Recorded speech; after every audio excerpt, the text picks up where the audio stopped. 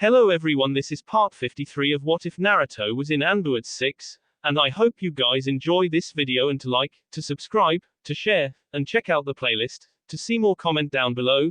Now let's start the intro. They call me a god.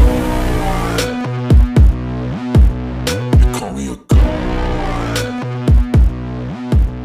They call me a god. Join my membership, the perks are great. It's in the description.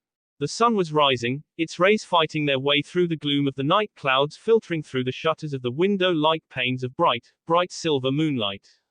And with every passing second, the sun rose higher, and the light grew brighter, allowing him to more easily look on her sleeping face. He'd long since abandoned his previous place beside her on the bed, choosing instead to sit and simply look at her. Her lips were parted, her breathing steady. He could see the mark he'd left on her chin, along with a small bruise on her upper arm, standing out on her tanned skin.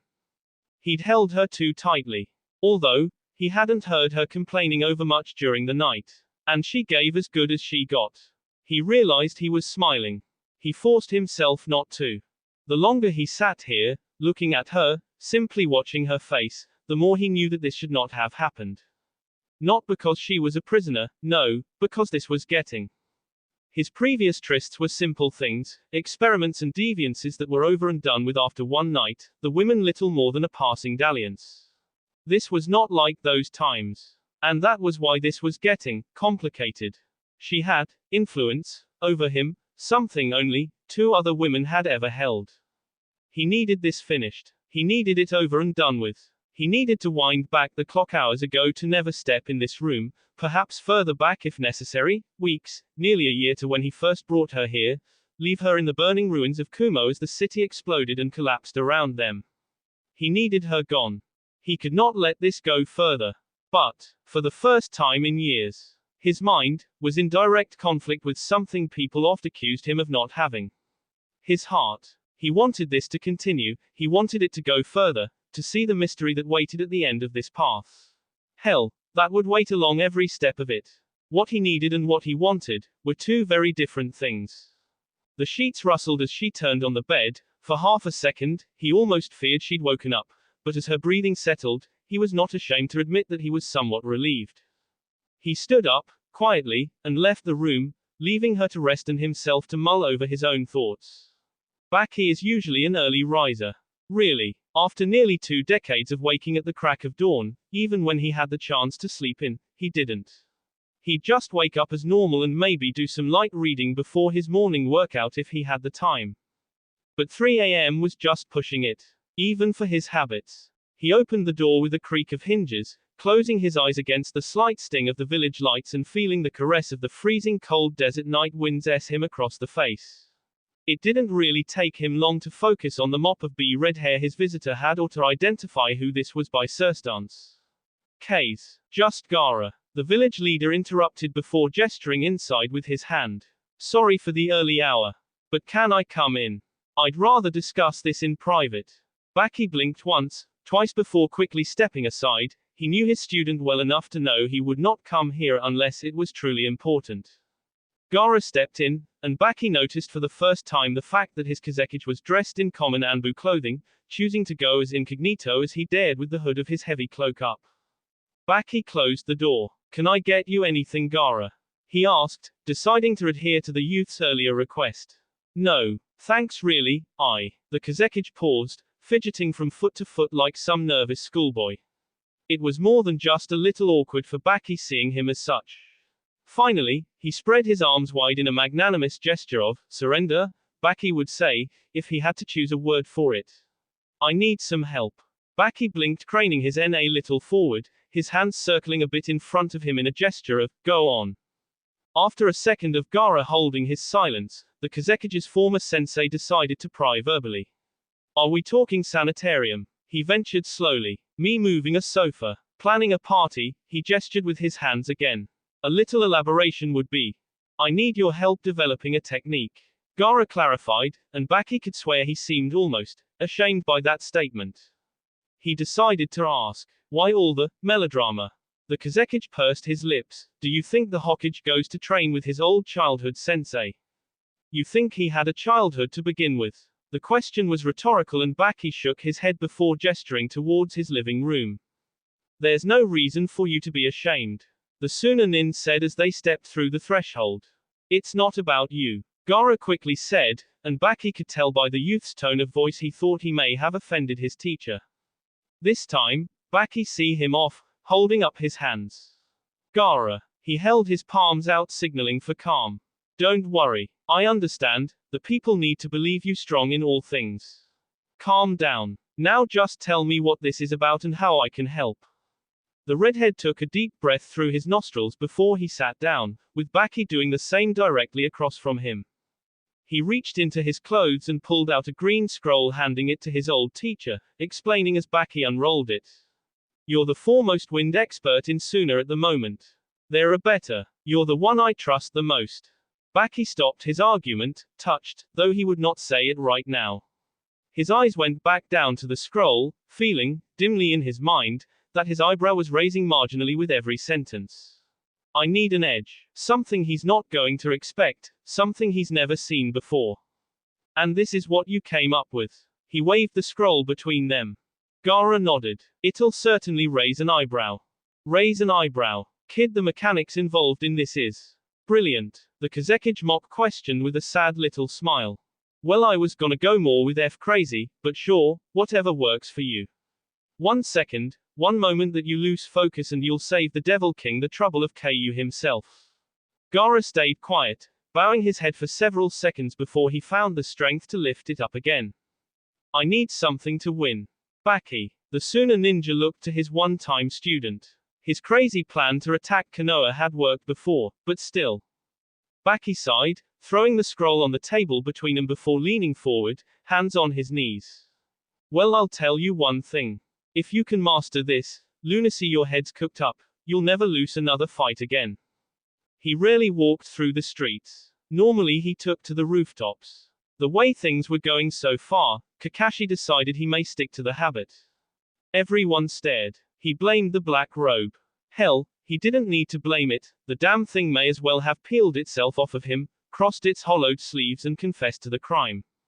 People didn't stare this much even when he walked around with an adult novel in his hand. Strolling through a child playground. Everyone was staring, and Kakashi realized that he never quite knew just how strange it was to be standing in a crowd and yet be so utterly alone. Store clerks eyed him warily, mothers ushered their children further than necessary, idle passerbys followed him with their eyes while old men openly pointed and spoke to each other in muttered whispers and sentences. Standing in a crowd, he may as well have been on the moon. He wondered, really, if this just a glimmer of how Naruto might feel every day. What he might have to endure. Put up with. A hand him on the shoulder. Fairly hard, mind you, but the voice that greets his ears couldn't be more jovial. My eternal rival. Kakashi smiles. A rare thing. Especially these days. Especially because of Mito guy of all people, but he smiles. He turns his head, seeing the glimmering, pearl-white teeth and the ridiculous bowl C hair and of course, the green jumpsuit. Guy. He nods. Good to see you. He means it as he shakes his fellow Junin's hand. Oh ho ho. Konoha's green beast chuckles with his hands on his waist as he steps back. What's this? My eternal rival is an overseer now, him. The copycat waves off the statement. It's a temporary post, Guy, we all know that. The last thing he wants to emphasize is this robe. What about you? I hear you've been in Iwa with Shino this whole time. Guy nods. Yes, my former students, Lee and Tenten have been with me there too. Our training is most fortuitous. I'm sure, he says before turning his eyes away from Guy and jerking his head, gesturing for them to continue walking down the road. Guy follows without a word. As the crowds thin, and the activity of the village dissolves away into background noise, Kakashi breaches the subject as they walk. So, how is the situation in Iwa exactly? Guy sighs with a shake of his head. My rival, things are grim. It is a tenuous hold we have over the rebellious Iwa ninja, without their Tsuchikage. They follow him, not us. His word is what keeps them on bended knee. Yoshihiro must return to Iwa soon to restore order there. And should he fall in the campaign against Suna? He let the sentence trail off. But Guy finished it for him with a nod. We may fully expect Iwa to rebel against us in full force before the Tsuchikage's bee is cold. And what news do you have of this campaign against Suna? When do we march? In a month. A month, Guy gasped, clearly shocked. But. Yes, I know, Hitaki interrupted. The winter will be on us. Naruto says it doesn't matter. Do you believe so? Guy asks as they round a corner. I have to. Kakashi replies. If no one can say any one thing about Naruto, they can say this. When it comes to battle, his plans have worked out in our favor. Almost the entire continent is under his control in less than a decade. If nothing else, that alone should give us some faith in him. I hope you are right, my rival. The sleeping dragon has proven most bothersome so far. Kakashi sighed then, Zhuge Liang, that man was proving vexing. The last thing Kakashi wanted to think about was the surprises that might be in store for them when they marched on Suna, with a man who was willing to blow up his own village just to drive them off making the battle plans. Losses were going to be heavy. Looking to Guy's troubled face, he decided to change the subject to something a bit more light-hearted. How have your students been, Lee and Tenten? I haven't seen them in a while. Guy's smile was blinding. Literally. It was rare, at this stage of things, for Jiraiya to be summoned to the Hokage Tower. At first, it was a regular thing. Naruto's fledgling empire holding together the lands of Konoha, Kiri, Kusa, and Taki had all forces spread paper thin. He demanded, regular, reliable updates on information, along with regular, reliable people to hand his orders to. Jiraiya had been at the top of the list for both those criteria a decade ago. As the years went on and Naruto developed his own network of spies, and his rule became more and more consolidated in the conquered territories, he called on Jiraiya less and less. Which had been, and was still, fine in the Sanin's opinion. He was already getting well onto his years and he neither had the energy nor any real desire to be involved in the tedium of being the head of a spy network and was more than content to fall back into an advisory role for the administrative times. And recently, this new schism he found between Naruto and himself was not really endearing him to the prospect of being summoned either, nor did he think it would increase the chances of making it happen. So it was a surprise earlier when he was not only summoned to the tower, but doubly surprising because it wasn't really Naruto who summoned him. It was Suzume. So here he was, leaning on his cane with one eyebrow raised as he stood across her desk. And she was just sitting there, looking at him with those wide brown eyes, fidgeting like a schoolgirl that just got caught doing something she shouldn't have. You called me here? He asked for what he was sure must have been the third time. He still couldn't get around that part. She nodded. He blinked. Okay. This is the part that you tell me why. He prodded. She looked down, turned her eyes this way and that way, avoiding looking at him like he was some diseased leper with weeping sores and bee boils. Her eyes finally went to the door of the Hokage's office before she turned her eyes back to him. It's Naruto-sama. He's acting really strange. Jiraiya raised one eyebrow real high this time. It's Naruto, he thought. Just where the hell have you been this whole time? Then he thought about it a bit more. Just how weird is this for Suzume to call me? After a moment he came to the conclusion that maybe, just maybe, he should actually be worried. He looked back at her. So you decided to call me? She shrugged, mere body language conveying how desperate she was becoming. My only other option was Hitaki-sama. But he'd be late even for his own funeral. Only other option. Jiraiya had to admit that was true, at least, with Hinata gone. He looked to the door. What exactly can I expect in there? Fire and brimstone or something? She shook her head. No, he's just been sitting there staring at this weird butterfly pendant or something. That made Jiraiya pause, turning to look at the brunette as though she'd grown a second head. I told you it was weird. She defended desperately. The white-haired Toad Sanin stared at her for another 10 seconds before he decided to bite the bullet and quit stalling. He marched forward and opened the door. When he walked into the office, the first thing that hit him was the stillness. Now, Naruto's office was never a hotbed of activity with 110 people moving around filing, making calls and such. It was not organized chaos like Suzume's desk that was covered in a million pieces of paper and orders and requisition forms and so on and so forth scattered everywhere so that only she could find it. On the contrary, Naruto's office was always organized, with not even a paperclip out of place. The young Hokage was efficient and practical to the extreme as most things in his life. But this was just downright off. He didn't even move when Jiraiya walked in. The light that streamed in through the windows made the small particles of dust floating along the air visible. The room smelled thick with the scent of paper and ink, which only happened when someone left the place closed for a long time. In short, the man at the desk may as well have been a corpse, or a ghost, for all the life he was adding to this place.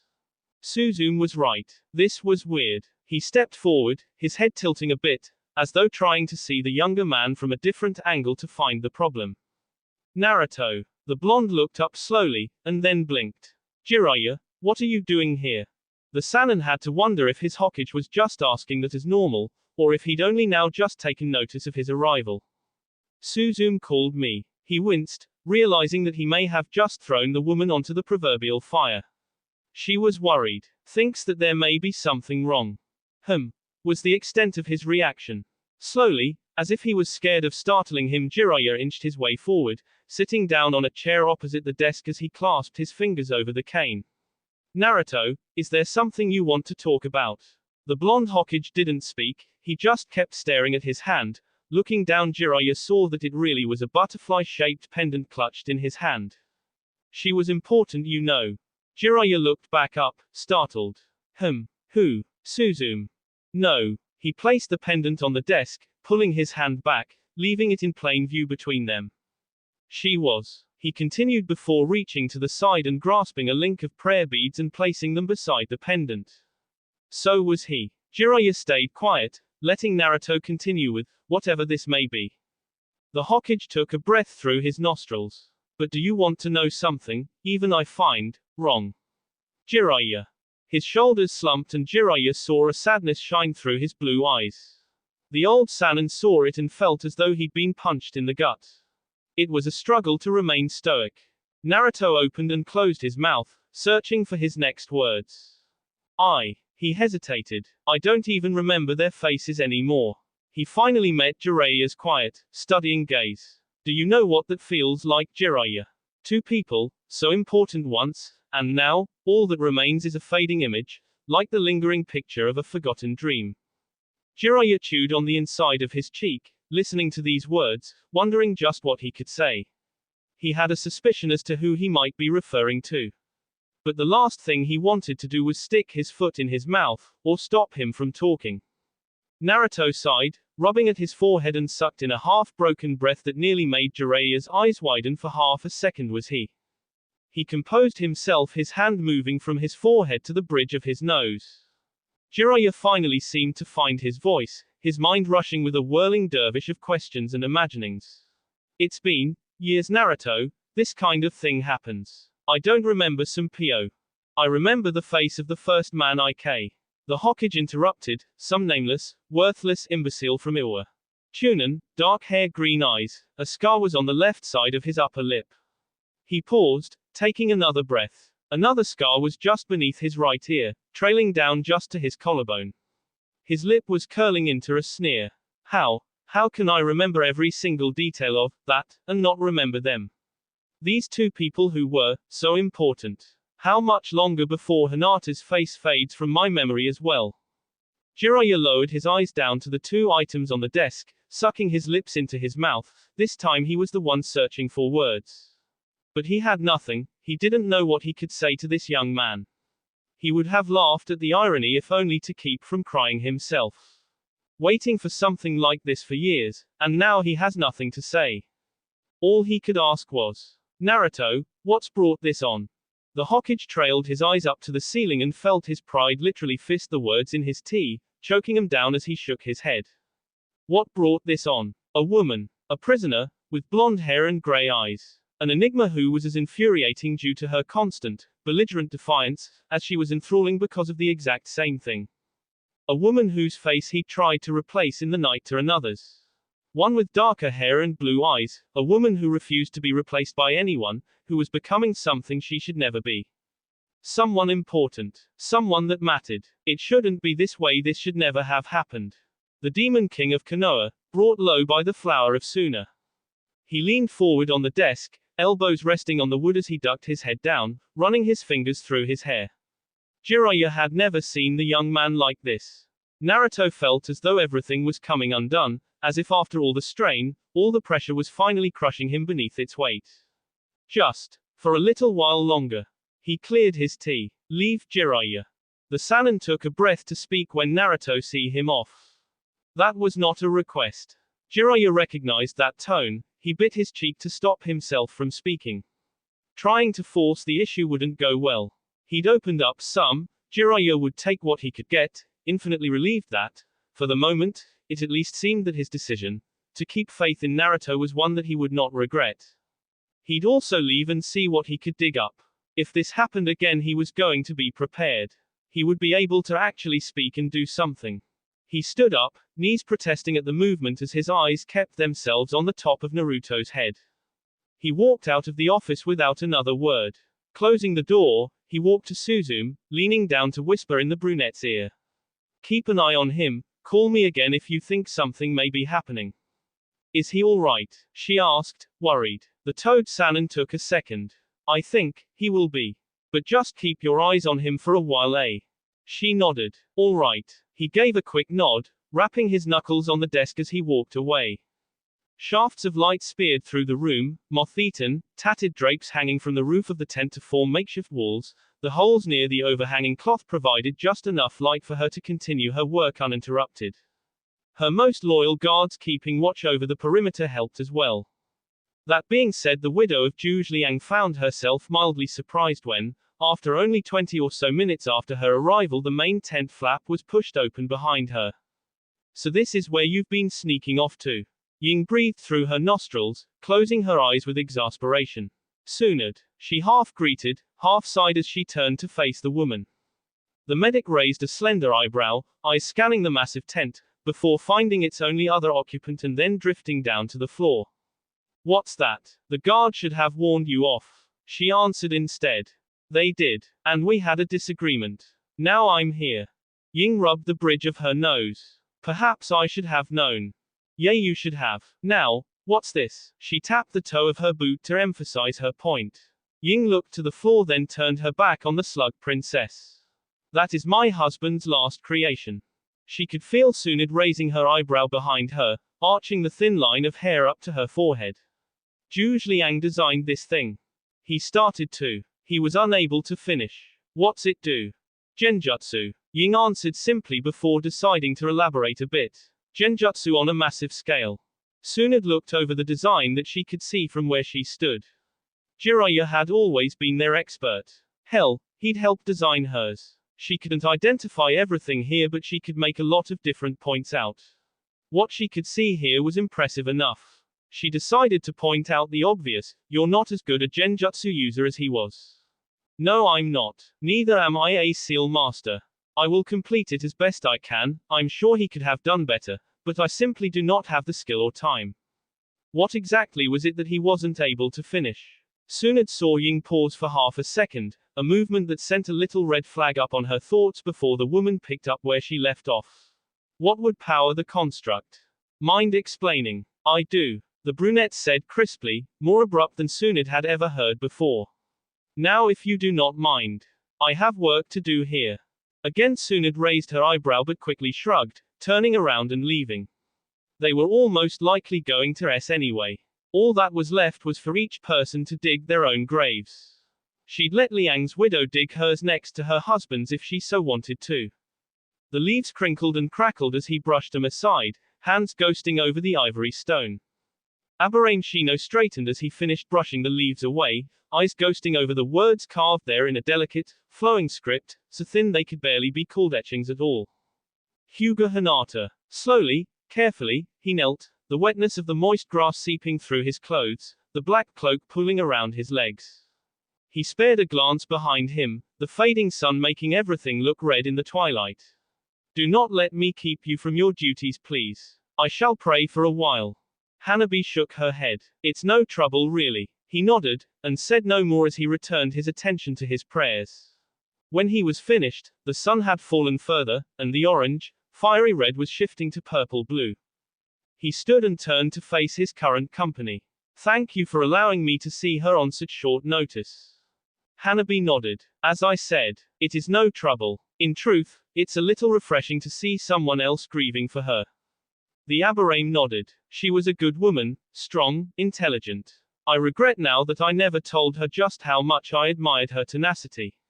She did not deserve to rest that way. No, she didn't, but too few of us go the way we deserve. Shino nodded. Unfortunate, but true. Forgive me, Lady Hanabi, but there is something else I wish to discuss with you. Oh, she raised an eyebrow. The Aberame nodded. Yes, I have heard it said that you're now training under Naruto-sama. She nodded. Yes, that is true. Are you well? The question was a bit strange, even for an Aberame, who were notoriously blunt. I suppose so. She wasn't even sure how to answer this. Naruto-sama has never taken on a student before. I will admit, when I heard, I was disquieted by the notion. I am merely wondering if he does not go too far. She would have winced, remembering that one moment when he seemed to want to go too far. Her stomach and ribs still ached with the memory. Duty and circumstance had kept her from going back for more training, but he'd already sent word that sometime during the next 3 or 4 weeks he would begin training again. Harder this time with the impending campaign. She wondered now, as she said, his training is hard. But nothing I can't handle. If Temari hadn't been there, just how that day would have ended. 3 days abed in the Hyuga medical ward with 2 broken ribs, bruised organs, or if it would have been much worse. Shino eyed her for a while, trying to determine if she was lying, most likely, before he nodded slowly. Very well. I will take my leave then. I still have much to prepare for in the weeks to come. Before I go though, your sister was a friend, know that the Aberame will always welcome you just as we did her. Thank you, she said, meaning it. Shino gave one more nod before he walked past her towards the estate and exit. Hanabi lingered for a time at her sister's grave. Her lips pursed and her brow creased in thought for a moment before she turned and left, picking up her coat on her way out. When Hanabi arrived at the estate, night was overcoming daylight, making the place look even more haunted than normal. It was the kind of place people would tell stories about. Only the scarcest of torch lighting lined the outer porches and walkways, with nary a candle flicker from the rooms inside. She activated her Byakugan, the veins around her eyes bulging with B as she gazed through solid matter, finding Temari quickly and easily. She was somewhat surprised at not finding Naruto there really, though she supposed he was dealing with something in his office. Marching through the hallways, taking note of the eyes of the guards quietly following her, she marched to where she'd seen the Suna princess. She found her in the gardens, sitting beneath a red chestnut tree, a book in her hands. The tree's petals falling with the approaching winter. Not exactly a rare specimen in Konoha, but not exactly common either. She took a step closer and Temari glanced up from her book, blinking with some surprise at finding her there. Hey, she said by way of greeting. No venom, but no real enthusiasm either. Hanabi remained standing, feeling the wind's cold caress against her cheek as she tilted her chin up. Is it interesting? Temari smiled sardonically. It was, at least until I realized I'd been reading the same line for the past 3 hours and it couldn't do much to distract me from my thoughts. She closed the book and stood, dusting herself off and wiping at her clothes. Anyway, you want something? Hanabi shrugged, the movement of her shoulders made all the more apparent by the coat she'd donned. To be perfectly honest, not hearing hide nor hair about you for a couple of days got me somewhat curious. If you'd have escaped, we'd have known it, and if you'd have we'd have known that too. Temari raised an eyebrow. So, what? This is actually a social call. From you. She was incredulous. Hanabi couldn't really blame her. She shrugged again. Temari blinked. So how's the ribs? The blonde finally asked, stepping past her towards the house. Still tender, but 2 more days of healing chakra and medication will take care of that. Who did more damage, me or Naruto? Hanabi quirked a brow at the familiarity of calling the Hokage by his first name, but shrugged it off as the Sabaku's feigned insolence. I'd say he did, though you didn't help. Even tossing out jokes now. The Suna woman said, this is a big change. Maybe I should hit you more often. Don't try it. Temari walked into the house's library, depositing the book safely on a shelf. Then, with as much grace as sack, she collapsed onto one of the chairs of the room, sighing in what Hanabi could determine was troubled exhaustion. Look, I appreciate the courtesy of you showing up here, Sunshine. Hanabi felt her brow twitch in irritation at the name, but I've got a lot on my mind. So, Just say what you came to say, if you came to say something. And if you didn't, then just leave, come back tomorrow, or next week, or next year. A frustrated, sob-like sound came from the woman as she put her face in her hands and Hanabi felt her curiosity pique. Just bring alcohol, lots of it. After a moment of silence, Hanabi decided to speak. Very well, though I did come here to see you. A large part was to ask you two things. I'd like, firstly, to know why you chose to stay. Temari's reaction was explosive. Standing up from the chair, she brandished her finger. No, I am not going through this again. Hanabi was startled. She almost took a step back. Then she stopped herself and fixed her eyes onto Temari's face. The rapidly crumbling look of rage was revealing an epiphany of emotions to her trained eyes and educated mind. The Suna princess was disquiet, uncertain, guilt-ridden, frustrated. Her choice, and Hanabi had little doubt that it had been a choice. She had seen her brothers all but hand her the means of escape, and Naruto had been underneath that mountain for an hour. For her to remain here could account for these emotions, but not to this extent. Temari was trained well, and the fact that her emotions were playing across her face, each as brightly as a midday sun, showed that these emotions were strong. Tilting her head, and her torso just a little bit, Hanabi decided to pry. Sabaku, is there something you would like to talk about? She fell back into the chair, shielding her face with her hands, letting out a miserable groan. Just go away. Hanabi analyzed aloud, taking another chair. Something is disturbing you, something you want to discuss, but, at the same time don't, or can't. Temari's stormy grey eyes peered at her seriously. Stop, Hanabi. Her tone wasn't threatening, but it was warning. Whatever this is threatening then. The Hyuga plowed on, not taking heed of the sign placed before her. Meaning this is dangerous, meaning it most likely has to do directly with Naruto. You really don't want to go there. Again, Hanabi ignored the statement. Something happened between the two of you that, she paused, her mind practically making a beeline for a distinct possibility that she quickly abandoned with a shake of her head. Temari stared at her, quiet and serious, and Hanabi's white eyes practically focused, and narrowed their perspective to the small, almost imperceptible mark just barely peeking out from the collar of the Suna princess shirt. This time Hanabi was the one that stood up from the chair, disbelief across her face as she shouted, so loud Temari wouldn't be surprised if they'd heard it in the Konoha proper. You slept with him. Temari lowered her head and Hanabi found it in her to pace clear across the whole width of the room. Oh my god, oh my god, oh my god. She repeated the chant, like a mantra in her head, trying to make heads or tails of a world that had just seemed to spin around until she couldn't tell skyward from earthward. She didn't notice that she was actually speaking her little mental mantra aloud until Temari interrupted her. Told you you didn't want to go there. How in the why would you sleep with him? I've been asking myself that since I woke up, she said, and Hanabi was somewhat startled to find that, when she looked back up, the woman was smiling, though there was a strange bitterness to it. You wanna know what I've been asking myself even more? She remained silent and Temari took it to mean, yes. Why I don't really regret it as much as I should.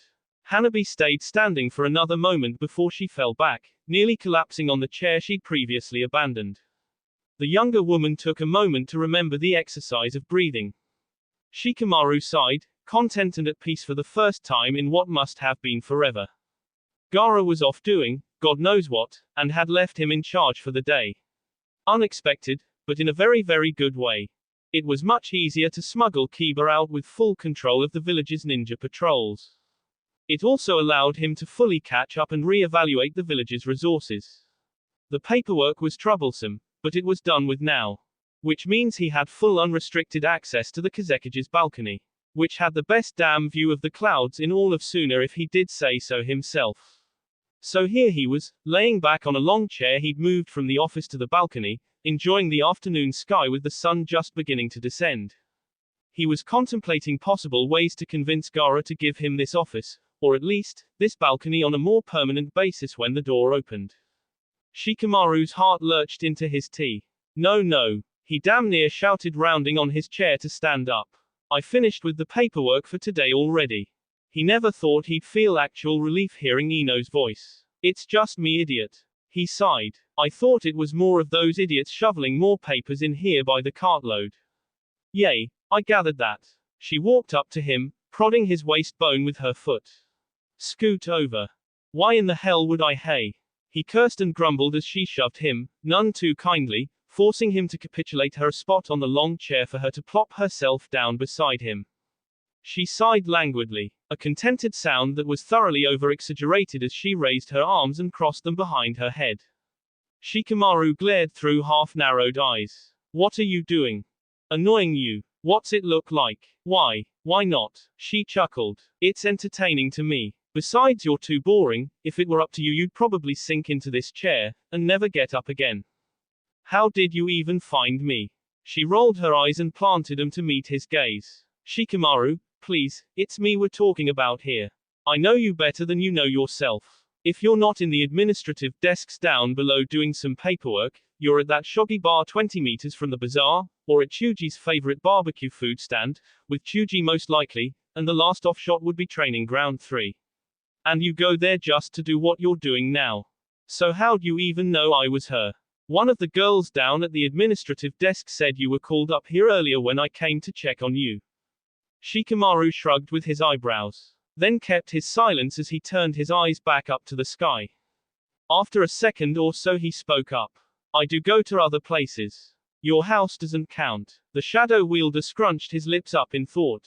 You're right. I really am boring. Ino laughed before reaching down and clasping his hand in hers. And this is why I'm around. I make things interesting again. If that's what you call it. She shoved him completely off the long chair this time. Konoha's nights were cold. It was almost as though winter was already here for the Leaf Village. You'd think Kiri would be colder being surrounded by water, but Toshiro found that where Kiri had cool mist to K your face when the breezes came, Konoha seemed to have shards of ice in its place. Every droplet of dew from the surrounding trees was like a knife of cold whenever it touched skin and a clammy wetness whenever it fell over clothing. Still, maybe he shouldn't be blaming the foreign village. After all, he was the one that decided to train at night. He wasn't even doing real night training such as stealth or confusion tactics. He was practicing his weapon katas. He wasn't really sure how long he'd been at it either. Maybe an hour or two. But he got to do this so little these days with all his new responsibilities he wanted to catch up. He didn't want to get rusty in his weapon skills. Couldn't afford to at this stage really. He finished the 20-second routine with an up-kick strike with his left axe followed by a spin and low, midsection blow with the right. Straightening with a breath, his ears twitched before he turned, seeing Kurenai walking towards him. The dark-haired beauty raised a slender delicate eyebrow, smirking. I had placed a genjutsu over myself, I didn't expect you to notice just yet. Spying on me? He asks with a small smile. She shrugged. Not really. I was visiting some old friends back at the Anbu precinct when I heard about some foreign ninja with axes by training ground 4. You're the only foreign ninja that I know of using axes, so I told them I'd come and check things out. Never seen you using those axes though. She was right, he'd never worn these before today, though he'd had them for quite a long time now. His older ones were gold-plated, double heads with redwood handles bound with a copper pommel and custom leather grips. These by comparison were much simpler, single-sided, with black leather and shining, almost brilliant metals that glimmered like polished silver. Toshiro looked over to the civilian homes not more than maybe 250 feet away. I guess I'm scaring them. He commented, both to himself and to her. She stuffed her hands into the sleeves of her battle kimono. After what happened, can you really blame them for being jumpy around non-leaf ninja? No, he admitted, though from what I gathered civilian casualties were virtually non-existent, the Kazekage wasn't targeting them. You heard right, she admitted. That won't stop them from being a little jumpy for a while though. He nodded, placing his axes on their custom holsters at his waist. I guess this means I should be going back to my hotel then. She nodded with a smile. That would be the smart thing to do. But before you do, mind telling me when you got so good at genjutsu detection? It was his turn to smile. Didn't you tell me back when I was under your command not to reveal my every secret? She raised her hands in surrender. Fair enough then. Still, I'm going home to get some sleep. Don't make the Anbu come by here, they'll be a lot less fun than I am. He nodded, watching her turn and begin making her way back to the village. He looked down to the axe holstered on his right hip, smiling just a little wider before deciding to head back to his hotel room. When he returned, the sun had long since fallen below the horizon, and would return again in just a few more scant hours. The house was as he left it, torches still illuminating the outer yards, every room as dark as the last save for the one with the flickering candlelight shining through from behind its thin sliding door. He walked in, his blue, sharp eyes instantly finding her there in the darkness. She was hunched over a desk, one arm folded around her head that lay flat on the desk, the other stretched out, the back of her skull resting on her forearm. Her blonde hair is tousled from sleep, her lips parted and her skin pale in the poor lighting. She is beautiful, and the sight alone is enough to beat away the troubles of the day. The memory of her touch easing away the worries pounding through his mind. He reaches towards her, carefully lifting her from the table, deciding to carry her back to her room. She doesn't rouse until he's halfway to the door. "You're back," she rasps out. "Did you wait for me?" He finds himself asking, stepping through the door. Would it be a bad thing if I said yes? He's not sure, so he keeps his silence. "I can walk, you know," she says after a moment. "You can," is his answer, though he doesn't relinquish his hold. They stay quiet until he finally reaches her room. He opens the door, a push of chakra strong enough to inch it wider until he could slide his foot in and push it open himself. He sets her down on the bed, she's lethargic, still half asleep. He stands straight when she rolls over and looks at him. "Hanabi came over." That makes him pause, raising an eyebrow. "Did she?" She nods, staring at him carefully. "Yay, she kinda figured out what happened." He looks to her the small little purple bruise there, so small he can barely make it out in the darkness. He's surprised, but he doesn't care about the secret as much as he probably should. "I see. I'll speak to her tomorrow." "Don't do anything to her," the sooner woman demanded. "I'll only speak," he answered, acquiescing. There is silence between them again, him standing, her still laying. She averts her eyes, and he speaks, knowing what he has to say, knowing what she has to hear. "What happened last night, it cannot. I know." She see him off. "One-time thing." He nods. He goes to leave when she blurts out, "Do you regret it?" "Do you? I asked first," she says. He smiles, a little smirk tugging at his lips, all but lost in the gloom of the late hour. "So you did." Finally, after an extended silence, she huffs. Though when she speaks, her voice quivers just the slightest bit with trepidation rather than annoyance. "No, I don't." A tangle of emotions worms its way across his sea, coiling and wrapping themselves around him in a cacophony that's becoming more frequent in these last weeks than it ever had been throughout the previous decade. He goes to leave when she grasps at his hand. "You didn't answer me." This time, there is no smile. "No, I didn't." He goes to pull away, her grip holds him fast. He could force her to let him go, but he doesn't. He doesn't really want to, if truth be told. He looks to her eyes, the veil of low lights and wispy shadows, and as the words spill from his lips, "No. I don't," he knows that she will stay here. That he will not take her when they finally march in just 1 month's time. That he will not risk her presence, her safety, her involvement, when he finally marches on her homeland. She is something he will keep safe, away from the fighting. Even if she will hate him with all the fires of the 9 hells when he returns. Such an important thing she was. He slips free of her hold as she gasps, quietly through her nostrils. He does not give her a chance to continue, a chance to speak, for this to go further. He steps out of the room and leaves. That will be all for this video. Be sure to like, subscribe, share, and comment down below for more videos. Goodbye.